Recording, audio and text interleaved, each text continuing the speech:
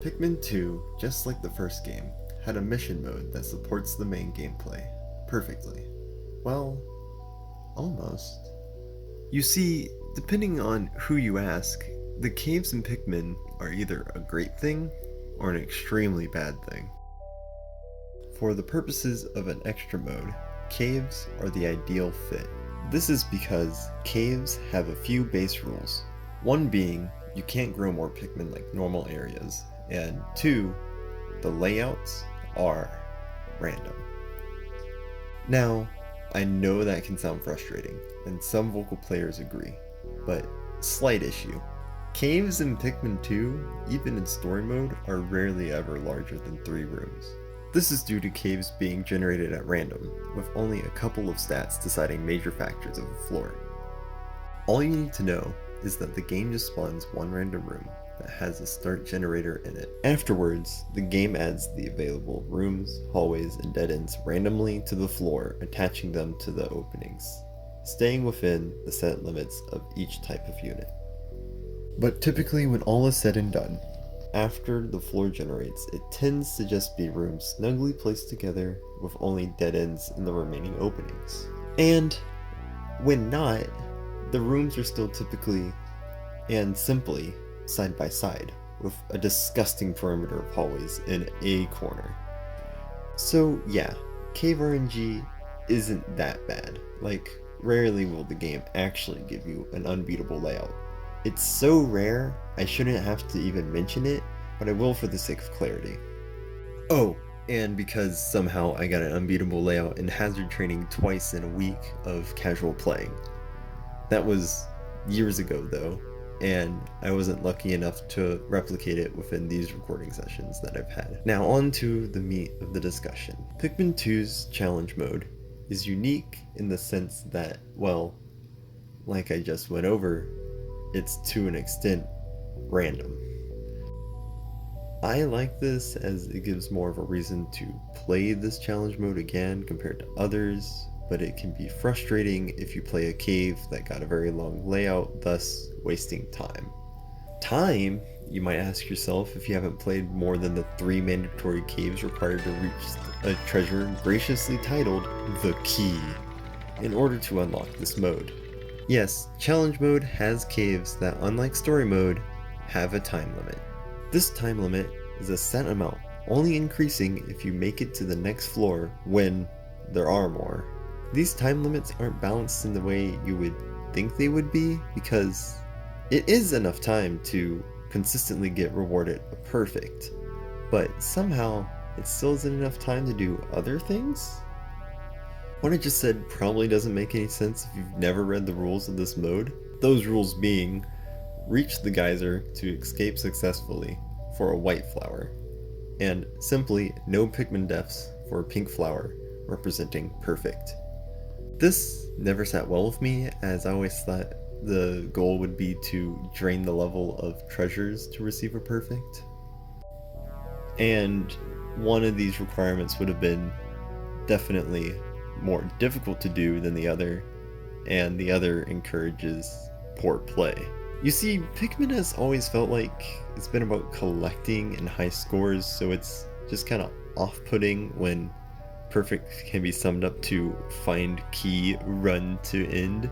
This isn't a deal breaker though. All 30 of this mode's levels are decently varied, with the easiest level appearing far down the list, with the other more challenging or interesting levels scattered among the first half.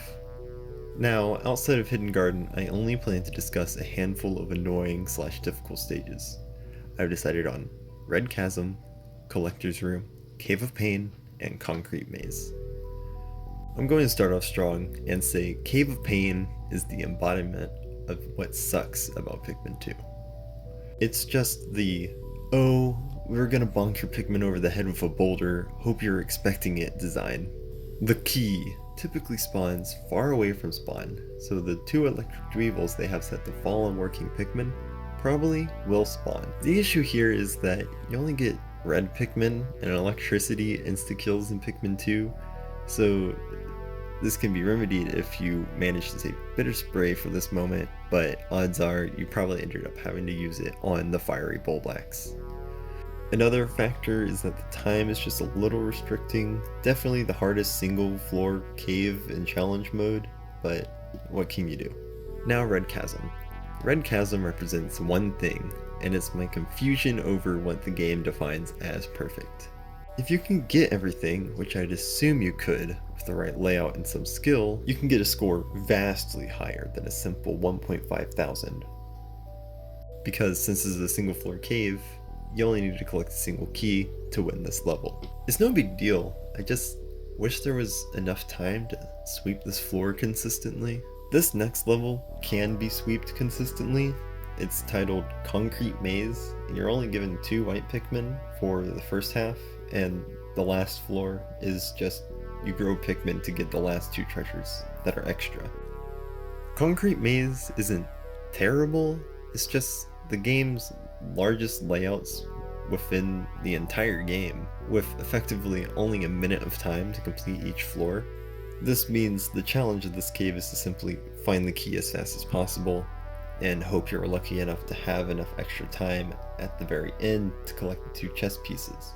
Now on to Collector's Room. This stage will probably give you the most trouble as it boasts 7 floors and only 5 total sprays for you to use. Now, you could just simply use Bitter on the first Bulborb and hope you get lucky, I guess, but it's best that you just deal with the first red Bulborb and snowy Bulborb like a normal enemy instead of opting for Pikmin security. You want these sprays because the final floor has a Gatling Grog that you have to kill. The stage kinda gives a little reason behind the no Pikmin deaths thing, which is useful if you're going for speed or treasure collection, because there is a ton of treasures in this level. Finally, Hidden Garden. I don't know what drove the devs to put this level so far back in the list, let alone make it, but it's a simple level where you turn 2 Bulbmin into several Pikmin through use of mini Queen Candy Pop Buds. One thing about this level I like is that it can be used to test your game knowledge a little. For example, there are 3 spots where the geyser can spawn, and 2 of those spots are places where you can spawn as a starting point. So if you've explored everything first, you'll know where the geyser is as a bud spawns in the unused spot.